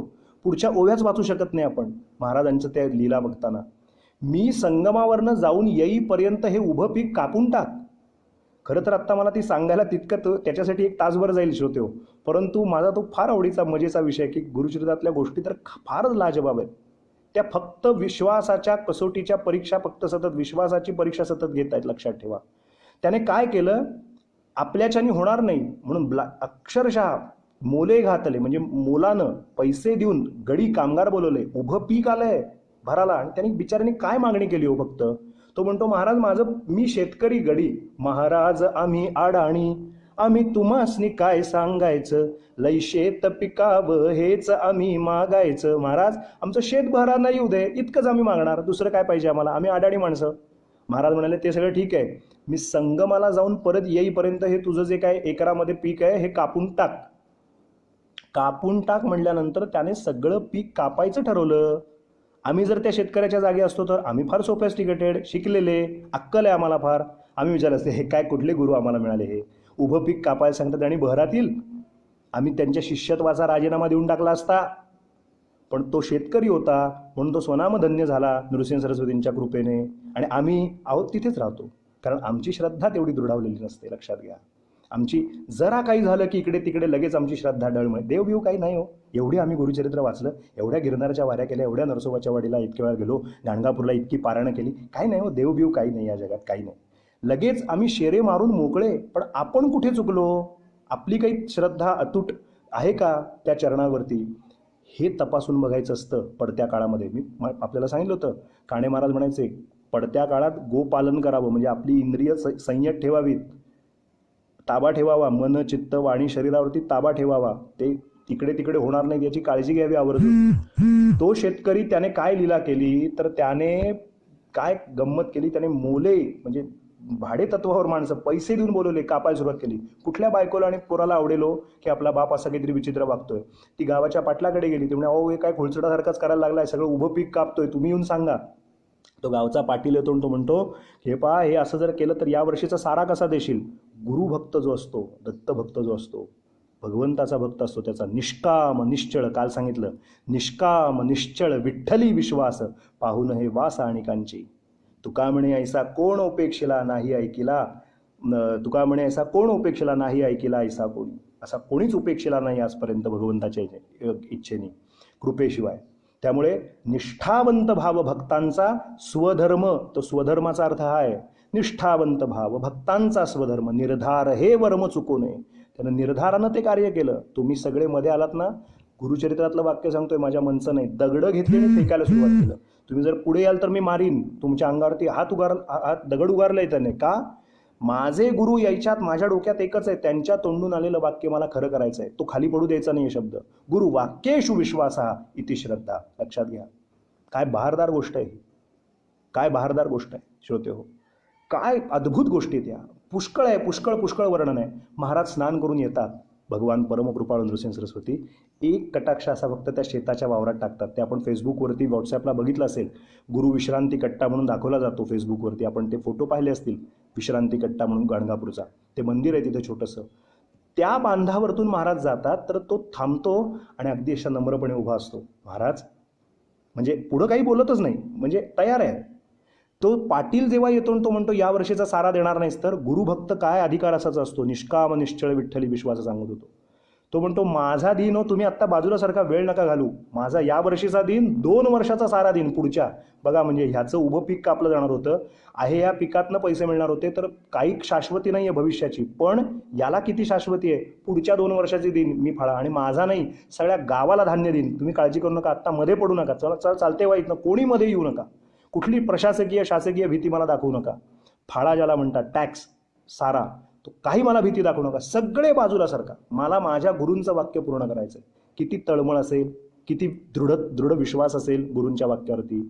अडाणी होता हो, आणि गोंदवलेकर महाराज म्हणायचे अडाणी माणसंच चांगला परमार्थ करतात, शिकलेली माणसं फार चांगला नाही परमार्थ करत. ते बुद्धिभेद त्यांच्या डोक्यात ऑलरेडी इतकं कन्फ्युजन असतं की हे म्हणजे काय, ते म्हणजे काय, मग हे करू का, ते करू का, पसरलेलं असतं सगळं ते. त्यामुळे अडाणी माणसंच चांगला परमार्थ करतात. जरा 4 बुकं कमी शिकलेली असतात, पण श्रद्धेच्या जगात ते अतिशय श्रीमंत असतात.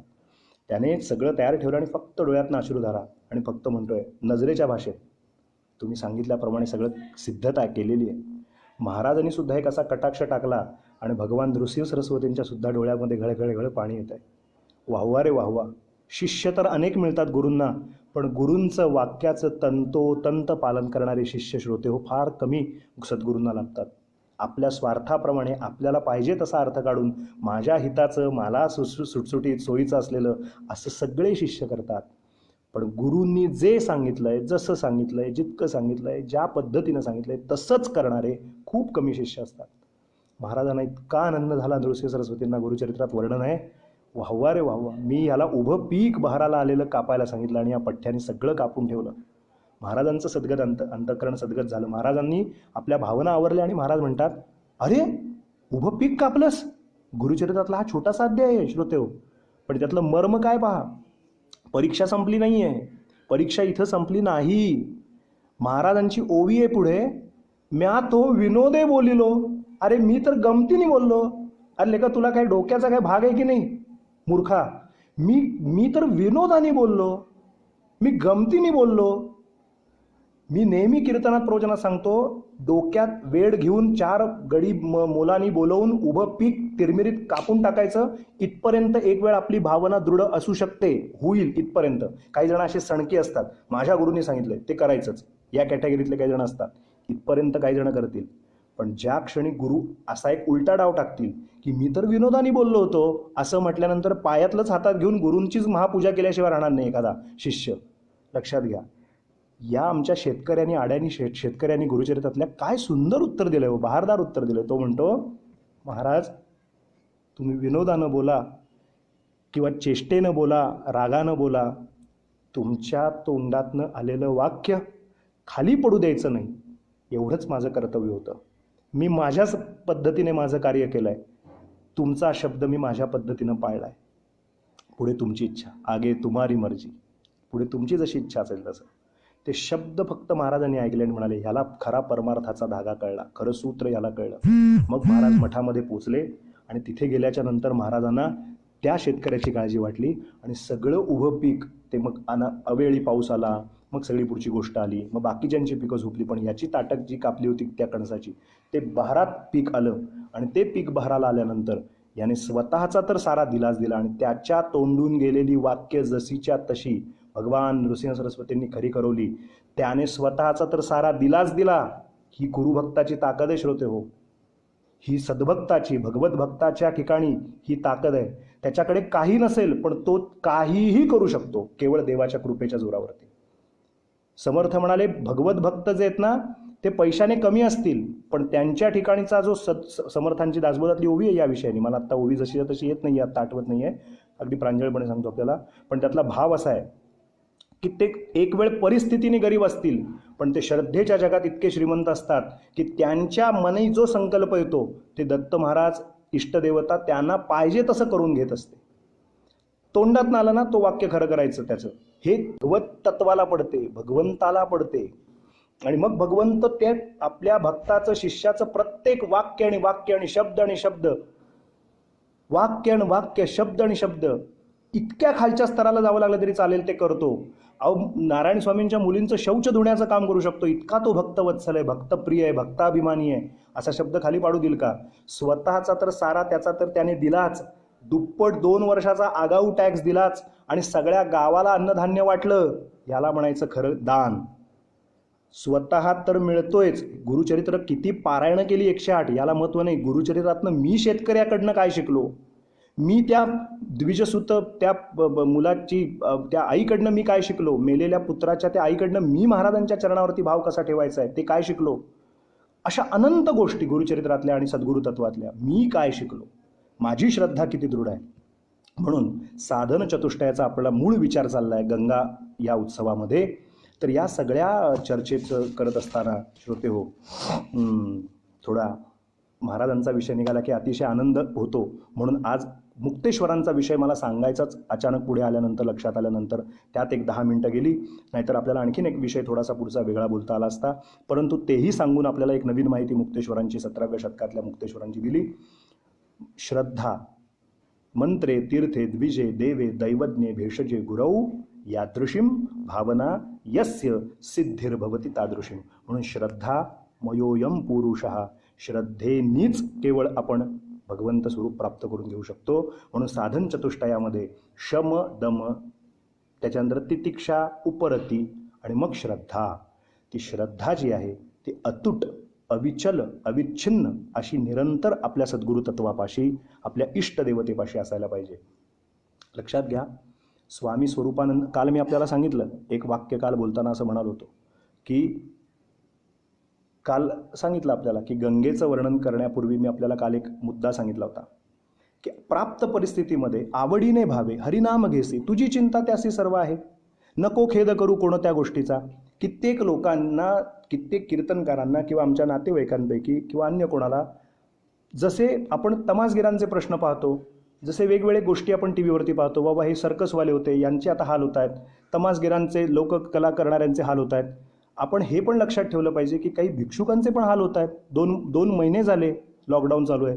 जर यजमान कृत्य असेल तर त्यांचं उपजीविका चालणार आहे. इतकंच नाही तर कीर्तनकार, प्रवचनकार हे सुद्धा 2 महिने त्यांना रामनवमी, हनुमान जयंती, हे तुमचं नृसिंह जयंती किंवा बाकीचे सगळे उत्सव, गंगा दशहरा, पण त्यांची कोणी तक्रार नाही केली. सरकारकडनं तर मदत लांबचीच आहे.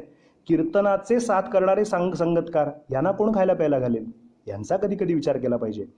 2 महिने चालू असताना मला एकाने जेव्हा सांगितलं की बुवा तुम्ही एवढं 2 महिने सलग सांगताय तर काय कसं, कधी चरितार्थाचा विचार.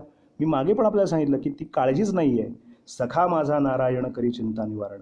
मी जेव्हा काल हे प्रमाण आपल्याला सांगितलं की आवडीने भावे हरिनाम घेसी तुझी चिंता त्यासी सर्व आहे, नको खेद करू कोणत्या गोष्टीचा, पती लक्ष्मीचा जाणत असे, हे जेव्हा सांगितलं तेव्हा तो अनुभव गाठीला आहे म्हणून सांगितलं, काहीतरी अनुभव आहे म्हणून सांगितलं. कशाचा अनुभव? की आहे ते आपलं 100% करत राहायचं. त्या पादुका रूपाने महाराज आहेत, त्यांना काळजी आहे. 7 समुद्रापार अमेरिकेतल्या काही 2-3 जणांना दत्त महाराजांनी अशी काही प्रेरणा दिली की त्या लोकांनी परस्पर माझ्या खात्यात पैसे जमा केले.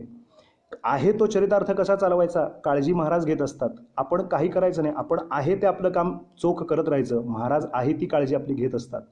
आता दुसरा विषय असा डोक्यात आला की जर पैसे जमा होत आहेत तर ते काय फक्त मी एकट्याने करायचे, एकट्याने उपभोगायचे. आता विचार असा आला की हे जे कीर्तनाच्या निमित्ताने साथ संगत करणारी लोक जी घरात बसलेली आहेत, काही ज्येष्ठ कीर्तनकार आहेत, त्यांना औषधं, गोळ्या, पाणी कोण विचारणार. हे एकटे आपण करून काही सोन्याच्या विटा घराला लावायच्या नाही आहेत. आहे हे पैसे मुक्तपणाने जोडोनिया धन उत्तम व्यवहारे उदास विचारे वेच करी हे सगळं वाटून टाकायचं आहे. या पद्धतीने कार्यवाही गंगा दशहऱ्याच्या उत्सवात सुरू केली आणि कालच्या दिवशी एका कीर्तनकारांना गाठून त्यांच्या आमचा योगेश आत्ता बघतोय त्याला माहिती आहे, त्यांच्या नातवाला भेटून त्याला सांगितलं गेल्या गेल्या लगेच अकाउंट नंबर सांग. त्याच्या अकाउंटमध्ये एका ज्येष्ठ कीर्तनकारांच्या खात्यात लगेच पैसे जमा केले. पहिलं गंगेचं दान, गंगा दशहऱ्यातलं दान पहिलं करून सुरुवात केली. याचा अर्थ काय, आता ती साथीदारांची लिस्ट तयार करणं असेल, त्या साथीदारांना पैसे देणं असेल, उपक्रम हातात घ्यावा आणि त्या पद्धतीने काही ना काहीतरी करत राहावं. भगवंतांना पूर्णतः काळजी असते, ते आपला सगळा योगक्षेम वाहत असतात. आपण फक्त विचलित होत असतो छोट्या छोट्या गोष्टींमुळे. ती व्हायची अजिबात आवश्यकता नसते. 7 समुद्रापार अमेरिकेतल्या लोकांना प्रेरणा देणारं कोण आहे? त्यांना असं वाटलं की हे आम्ही एवढंच छान ऐकतोय आणि आम्ही असं फुकट ऐकतोय. फुकट म्हणण्याचा अर्थ असा की इतकं अमूल्य असं ऐकायला मिळतं, तर काहीतरी कृतज्ञता व्यक्त करावी. मी संकोचल्यासारखं त्यांना सांगितलं हे नको. ते म्हणाले नाही गुरुजी, आम्हाला तुम्हाला दक्षिणा द्यायची आहे. म्हणजे तुमचं जर इतकंच जर असेल तर आपण द्या, पण ते मिळालेलं सगळं माझं नाही, ते इतरांना देण्याचं कामसुद्धा महाराज करवून घेत आहेत. ही दत्त महाराजांची कृपा आहे आणि ते केवळ आणि केवळ सखा माझा नारायण करी चिंता निवारण, मज सावरिता हरी आली विघ्ने दूर करी, दोष जाळूनी समस्त चित्त करी शुद्ध करी माझे चित्त, तोची लक्षी माझे हित, स्वामी म्हणे मी निश्चिंत, सखा माझा नारायण करी चिंता निवारण. सद्गुरु कृपेने आपण सगळ्यांनी हा विचार केला पाहिजे की चित्त, वित्त, शुद्ध भावना, शुद्ध विचार एकमेकांना कसे देता येतील ते ह्या दरम्यान द्यायचे. भगवती गंगेचा उत्सव चाललाय. गंगेचं एक महात्म्य काल आपल्याला सांगितलं, अवतरतो विष्णुपदम. आपण गंगेत प्रवेश केल्यानंतर पाय लागला गंगेला की आपल्याला गंगा विष्णुपद देते. मग निमज्जनश्चापि शंभुत्वम, निमज्ज बुडी मारला क्षणी डोक्यावरती गंगा येते, म्हणजे आपल्याला शिवपद ती बहाल करते. आणि गृहयातुर ब्रह्मत्वम, तांब्या घेऊन आपल्या घराकडे जेव्हा निघतो, गृहयातुर ब्रह्मत्वम गंगेत्वम त्रिपथगामिनी दत्से, तू आम्हाला त्रिपथगामिनी, तू आम्हाला 3 पद आम्हाला देतेस. गंगे त्वम त्रिपथगामिनी दत्से, तू आम्हाला शिवपद देतेस, विष्णुपद देतेस, ब्रह्मपद देतेस, तू त्रिपथगामिनी आहेस भगवती. एकदा गंगेच्या किनाऱ्यावरतून देवर्षी नारद चालले होते आणि नारद निघाले आणि नारदांसारखे महापुरुष गंगेकडे पाहिल्यानंतर नुसते बघत बसले आणि नमस्कार केला होता देवर्षी नारदांनी. नारदांसारख्यांनी नमस्कार केल्यानंतर भगवती गंगेला असं वाटलं की अरे नारदांसारखे महापुरुष येतात आणि माझ्यात आंघोळ करत नाही, माझ्यात स्नान करावं असं त्यांना वाटत नाही. तेव्हा त्यांनी विचारलं, मज्जंती मुनयः सर्वे, काय सुंदर श्लोक आहे, मज्जंती मुनयः सर्वे त्वमेकम किन्न मज्जसे, तुम्ही का आंघोळ करत नाही? नारदांना ती विचारते. गंगा, आपण गंगेत स्नान करण्यासाठी धडपडत असतो, देवर्षी नारदांना गंगा विचारते, मज्जंती मुनयः सर्वे, सगळे मुनी ऋषी सगळी लोक माझ्यात येऊन स्नान करतात, मज्जंती मुनयः सर्वे त्वमेकम किन्न मज्जसी, नारदा तुम्ही माझ्यात येऊन का बरं आंघोळ करत नाही? नारद थांबले. नारद म्हणले, अगं भगवती गंगे, काय तुझा म्हणाले अधिकार आहे? अंबत्वंत दर्शनान मुक्ती न जाने स्नानजम फलम. अगं मी का स्नान करत नाही माहिती आहे का? तुझं केवळ दर्शन झाल्याच्या नंतरच जीवाला मुक्ती प्राप्त होते. तुझ्या केवळ दर्शन मात्रानंच तू जीवाचा उद्धार करतेस, मग स्नान झाल्यानंतर आणखी निराळं काय फळ मिळणार आहे? त्या शब्दातली गंमत आपल्या लक्षात आली असेल. अंबत्वम दर्शनान मुक्ती न जाने स्नानजम फलम, तुझं स्नान केल्यानंतर काय बरं फळ देशील? मग ती गंगा सांगते की महाराज हे असं नाही, तुम्ही इथे उतरा, माझ्याकडची जी सगळी पापं साठली ती तुमच्यासारख्या महापुरुषाच्या दर्शनाने आणि तुमच्या स्नानानं दूर होणार आहेत. म्हणजे काय अधिकार असू शकतो बघा गंगेचा आणि सत्पुरुषांचा सुद्धा. सांगायचा उद्देश अशा भगवती गंगेच्या चरणारविंदी आपण सगळे आजच्या दिवशी अनन्य नतमस्तक होऊया. भगवती गंगा मातेच्या चरणी अनन्य वंदन करूया. गंगा दशहराचा उत्सव चाललाय, आपण काही ना काहीतरी संकल्प करूया, काही ना काहीतरी एक निर्धार करूया आणि प्रत्येकाने आपल्या आप्त इष्ट स्वकीय इष्टमित्र नातेवाईक गुंतल्या लोकास उगवी. दान याचा अर्थ कोणाला तरी द्यायचं आहे ज्याच्या घरात भरपूर आणि त्यालाच त्याचं घर भरायचं आहे, ते नाही उपयोगाचं. स्वामी स्वरूपानंदांचे शब्द आजच्या दिवशी तोंडात ओठावरती येत आहेत, ते पटकन सांगून मोकळा काही ठेवायचं नाही म्हणून. ते म्हणतात, झाला तरी होवो लौकिक सन्मान, पोटी अभिमान धरू नये. झाला तरी होवो लौकिक सन्मान, काय सुंदर शब्द आहेत स्वामींचे, पोटी अभिमान धरू नये. पुढे वर्णन आहे का, भुकेल्यासी अन्न सत्पात्री ते दान भावे दिल्या वीण राहू नये. एखादा भुकेलेला आहे, त्याची जात पात पंथ भेद काहीही बघू नका. तो ब्राह्मण आहे, क्षत्रिय, वैश्य, शूद्र आहे, काहीही बघू नका. त्या असलेल्या माणसाला आत्ता गरज आहे, बस. तो जो भुकेलेला जीव आहे त्याला जेवायला घालायचंय, इतकंच पहा. भुकेल्यासी अन्न. आणि जो सत्पात्री असेल, मग तो कुठल्याही वर्णाचा असेल चालेल, त्याच्याविषयी कृतज्ञता आपल्याला व्यक्त करायची आहे. त्याला सत्पात्री ते दान भावे दिल्या वीण राहू नये. त्याला ते दिल्याशिवाय राहूच नका. पुढे म्हणतात, असो असो तरी नसो दारापुत्र धन. तुमच्या घरात तुम्हाला संतती, पुत्र, घरदार तुम्हाला पाहिजे तसा मनासारखा प्रपंच असो किंवा नसो, असो तरी नसो दारापुत्र धन, प्रपंची गुंतवून राहू नये. त्या प्रपंचात गुंतून राहू नका. आणि सर्वात शेवटचं बहारीचं वाक्य स्वामी म्हणतात, स्वरूपानंद, स्वामी म्हणे जावो गेला तरी प्राण, ईश्वराचे ध्यान सोडू नये. झाला तरी होवो लौकिक सन्मान, झाला तरी होवो पोटी अभिमान, धरू नये झाला तरी होवो भुकेल्यासी अन्न, सत्पात्री ते दान भावे दिल्या वीण राहू नये झाला तरी होवो. झाला तरी होवो लौकिक सन्मान, पोटी अभिमान धरू नये. हे सूत्र आजच्या निरूपणातलं लक्षात ठेवूया. भगवती गंगेला प्रार्थना करूया. निश्चिंत राहूया, निष्काम निश्चळ विठ्ठली विश्वास, पाहू नये आस आणि कांची. तुका म्हणे ऐसा कोण उपेक्षेला. असा कोणी उपेक्षाला आहे का? देवानी कधी कुणाची उपेक्षा केली आहे का? ऐसा न देखिला कोणी. त्यामुळे आपल्या सगळ्यांचा, दत्तभक्तांचा, गुरुभक्तांचा, भगवत भक्तांचा हा एकच स्वधर्म आहे. निष्ठावंत भाव भक्तांचा स्वधर्म निर्धार हे वर्म चुकू नये. आपण हे वर्म चुकायचं नाही. त्या कर्मातलं हे वर्म आपण जाणून घ्यायचं आणि आपल्या आपल्या पद्धतीने आपल्या अडीअडचणीतल्या लोकांना मदतीला या. आपल्या शेजार पाजारच्या लोकांना मदतीला या. आणखीन कोणाला न ते कोणाला आपल्या चित्ताचा, वित्ताचा, शुद्ध भावनांचा, शुद्ध शब्दांचा उपयोग घडू द्या. असं काहीतरी आपण करा. एवढी कळकळीची विनंती. आधी केले मग सांगितले, आता ते करायचं आहे, तेही करतोय, करणार आहे. तर करतोय म्हणून आपल्याला सांगतोय. विनंती करण्याचा अधिकारानं, कुठल्या अधिकारवाणीनं नव्हे तर विनंती वजा आपल्याला सांगतोय. आपण पण आपल्या परिचयाचे जर कोणी असे आपल्याला वाटत असतील तर त्यांच्यासाठी नक्की काही ना काहीतरी करीत राहा. हा काळ एकमेकांना सांभाळून घेण्याचा आहे, सांभाळण्याचा आहे. एकमेकांवर अरेरावी करण्याचा नसून, एकमेकाची उणीधुणी काढण्याचा नसून, एकमेकांना टोचून बोलण्याचा नसून, एकमेकांना नैराश्य देण्याचं नसून, एकमेकांना धीर देण्याचा काळ हा आहे. या काळामध्ये आहेत तसं एकमेकांना शुद्ध भावनेनं जरी दोन शब्द गोड बोलू शकलो ना तरी ते दत्त म्हणजे दानच एक प्रकारचं. ती भगवती गंगा आपल्या सगळ्यांच्यावरती, ती शुद्ध प्रेरणा भगवती गंगामाई आपल्या सगळ्यांना देवो अशी प्रार्थना माझं इष्टदैवत अत्रिपुत्र दत्तात्रेयांच्या चरणी, सद्गुरुनाथांच्या चरणी करतो. भगवती गंगेची प्रार्थना करून आजच्या भागाची सांगता. न जाणे मी धर्मा नच विहित कर्मा अवगमा, न जाणे मी शर्मा नच विहित आधार महिमा, कुकर्मासी कामा कुलित कृत कर्माची सुभगे, मला तारी गंगे सकल भयभंगे त्रिपथगे, न केव्हाही. काढले ना आपलं गंगाष्टक काढलं असेल आपण सगळ्यांनी, डोळ्यापुढे ठेवा आणि माझ्या बरोबरीने घरात म्हणत राहा.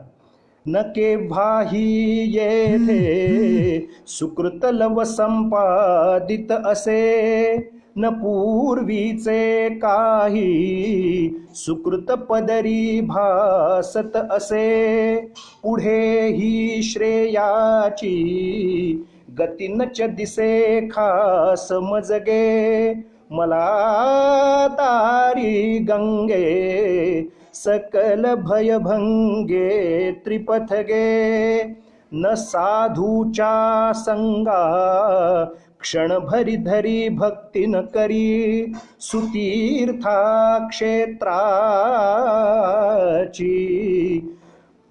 पदवी बरवी तीही न धरी, न देवाचे द्वारी क्षणभर ठरे देवी सुभगे, मला तारी गंगे सकल भयभंगे त्रिपथगे.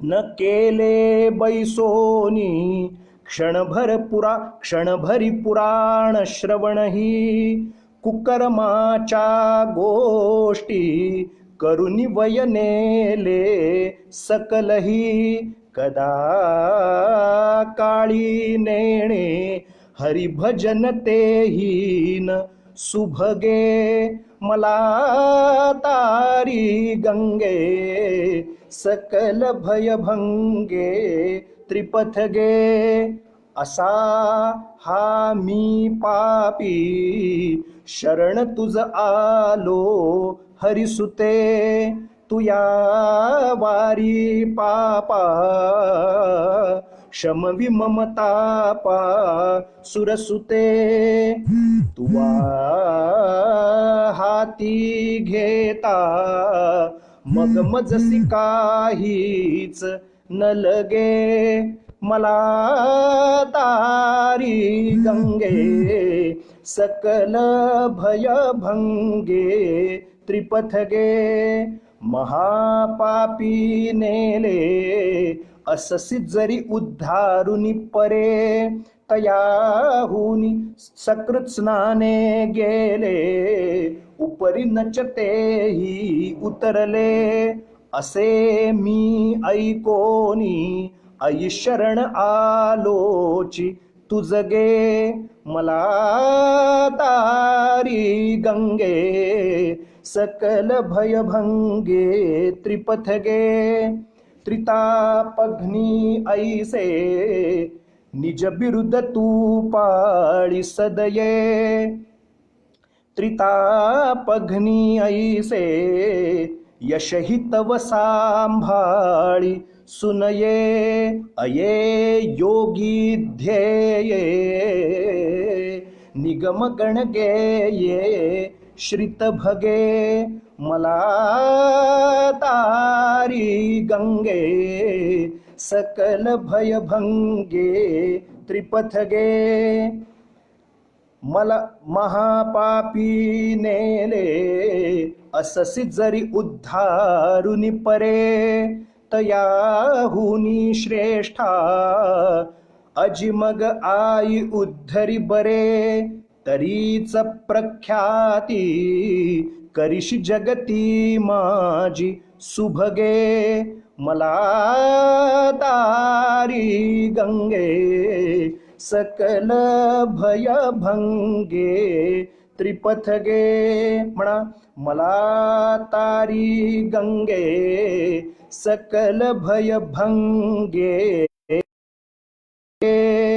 नम श्री कृष्णे ते जय शमित तृष्णे गुरुमते मला तारी गंगे सकल भयभंगे त्रिपथगे नम श्री कृष्णे ते जय शमित तृष्णे गुरुमते तिसऱ्यांदा मला तारी गंगे सकल भयभंगे त्रिपथगे नम श्री कृष्णे ते जय शमित तृष्णे गुरुमते भगवती श्री गंगा माता की जय भगवती श्री गंगा मैया की जय भगवती श्री गंगा मैया की जय भगवती श्री कृष्णा वेणी माता की जय.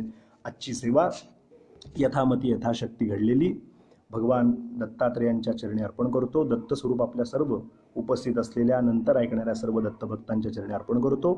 इथेच वाणीला विराम देतो, कारण आमची पुढची नारायण सेना आता दारात तयार आहे. त्यामुळे विष्णू सहस्रनाम बाकीची उपासना करायला सगळी पोरं बाहेर 25 उभे आहेत. त्यामुळे आता इथे थांबतो. आता हा भाग संपला की पुढचा चॅप्टर सुरू होईल. लगेच पुढची सामूहिक उपासना तास 1.5 तासाची. सगळ्यांना खूप खूप शुभेच्छा, खूप खूप धन्यवाद. उद्या पुन्हा 6 वाजता पुढचा विषय घेऊन नक्की येऊया. क्रमाक्रमाने पाप पुण्याची नेमकी काय आहे, गंगा अवतरित कशी झाली, त्या गंगेचं आणखीन पुढे काय काय झालं, आणखीन एका सद्भक्ताचं गोड असं चरित्र आपल्याला गंगेच्या कृपेने कृपांकित झालेलं जीवन कुणाचं, अशी एक कथा उर्वरित 5 दिवसात आपल्याला गंगा दशहऱ्यात ऐकायची आहे.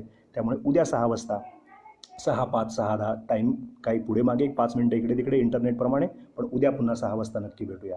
सगळ्यांच्या चरणी पुन्हा एकदा कृतज्ञता व्यक्त करतो, थांबतो आणि इकडेच वाणीला विराम देतो. अवधूत चिंतन श्री गुरुदेव दत्त.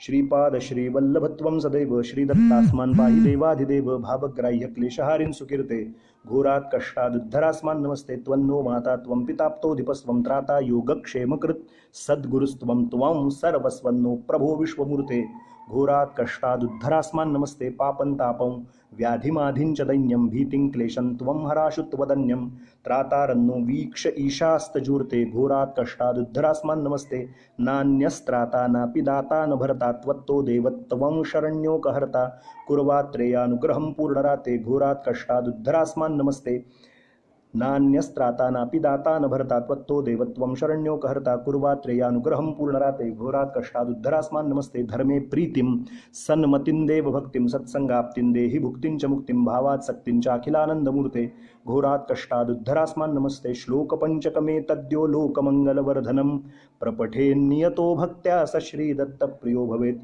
अवधूत चिंतन श्री गुरुदेव दत्त गुरुदेव दत्त गुरुदेव दत्त दत्त दत्त. भगवती गंगा माता की जय. धन्यवाद.